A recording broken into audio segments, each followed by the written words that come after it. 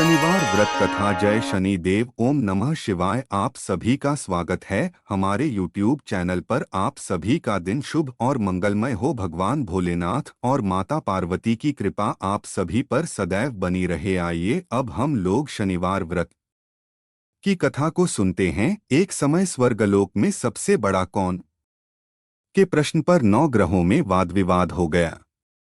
विवाद इतना बढ़ा कि परस्पर भयंकर युद्ध की स्थिति बन गई।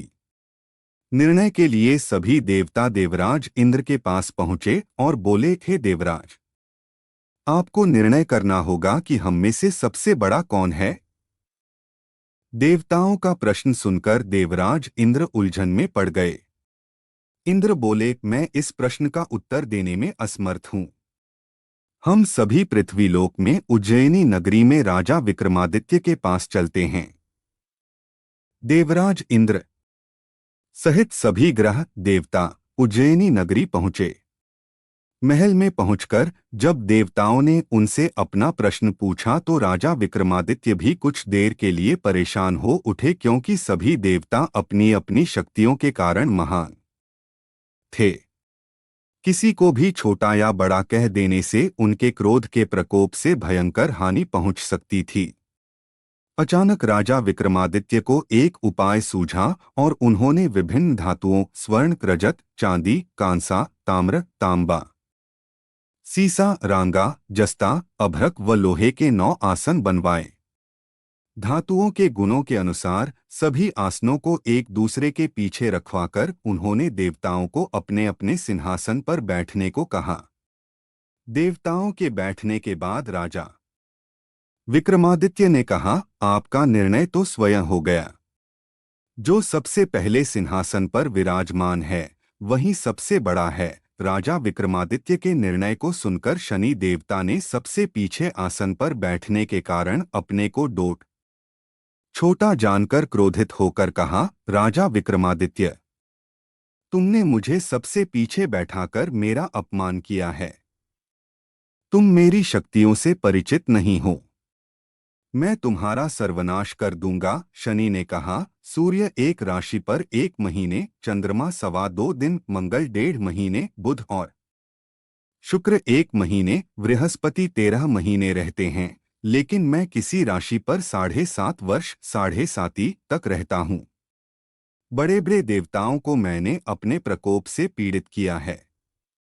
राम को 7.5 के कारण ही वन में जाकर रहना पड़ा और रावण को 7.5 के कारण ही युद्ध में मृत्यु का शिकार बनना पड़ा।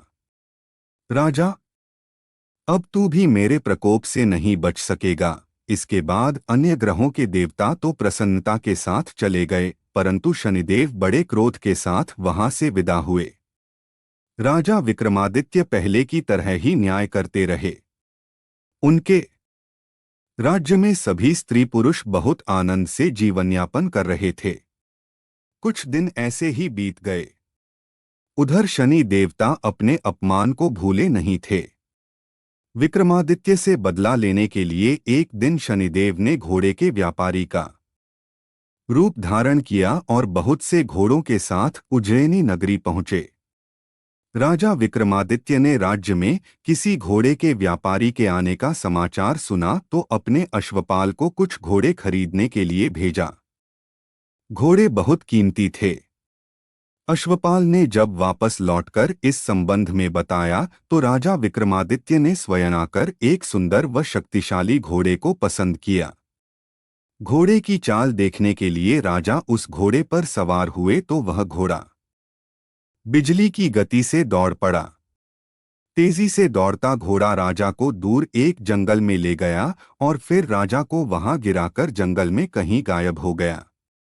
राजा अपने नगर को लौटने के लिए जंगल में भटकने लगा, लेकिन उन्हें लौटने का कोई रास्ता नहीं मिला। राजा को भूख प्यास लगाई। बहुत घूमने पर उसे एक चरवाहा मिला। राजा ने उससे पानी मांगा। पानी पीकर राजा ने उस चरवाहे को अपनी अंगूठी दे दी। फिर उससे रास्ता पूछकर वह जंगल से निकलकर पास के नगर में पहुंचा। राजा ने एक सेठ की दुकान पर बैठकर कुछ देर आराम किया। उस सेठ ने राजा से बातचीत की तो राजा ने उसे बताया कि मैं उज्जैनी नगरी से आया हूं। राजा के कुछ देर दुकान पर बैठने से सेठ जी की बहुत बिक्री हुई। सेठ ने राजा को बहुत भाग्यवान समझा और खुश होकर उसे अपने घर भोजन के लिए ले गया।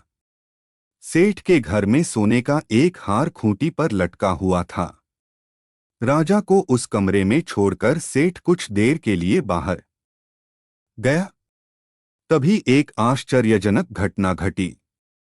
राजा के देखते देखते सोने के उस हार को खूंटी निगल गई।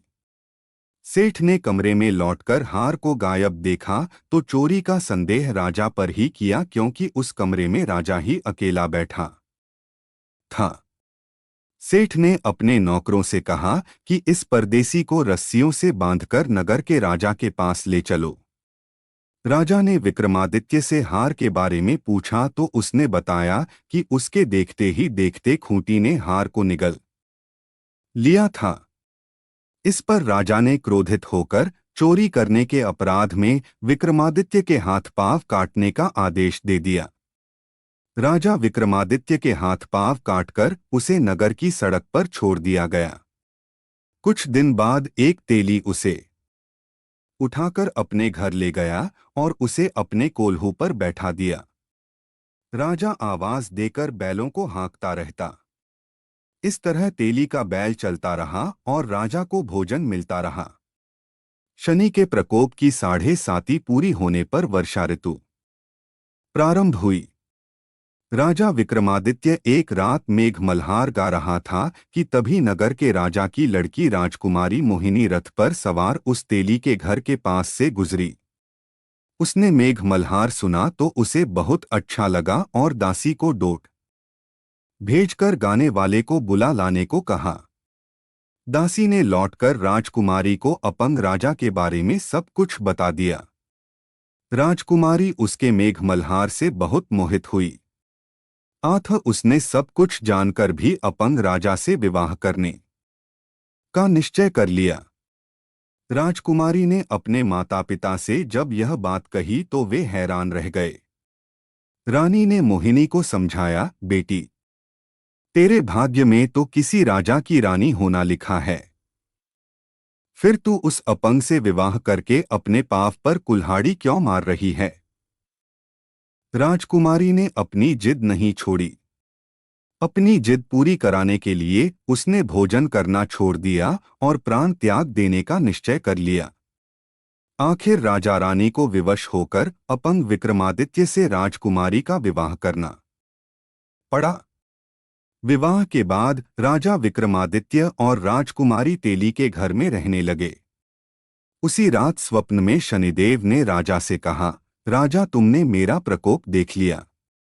मैंने तुम्हें अपने अपमान का दंड दिया है। राजा ने शनिदेव से क्षमा करने को कहा और प्रार्थना की, हे शनिदेव, आपने जितना दुहक मुझे दिया है अन्य किसी को न देना। शनिदेव ने कुछ सोचकर कहा, राजा, मैं तुम्हारी प्रार्थना स्वीकार करता हूँ। जो कोई स्त्री पुरुष मेरी पूजा करेगा, शनिवार को व्रत करके मेरी व्रत कथा सुनेगा, उस पर मेरी अनुकंपा बनी रहेगी। प्रातःकाल राजा विक्रमादित्य की नींद खुली तो अपने हाथ पांव देखकर राजा को बहुत खुशी हुई। उसने मन ही मन शनिदेव को प्रणाम किया। राजकुमारी भी राजा के हाथ पांव सही सलामत देखकर आश्चर्य में डूब गई। तब राजा विक्रमादित्य ने अपना परिचय देते हुए शनिदेव के प्रकोप की सारी कहानी सुनाई।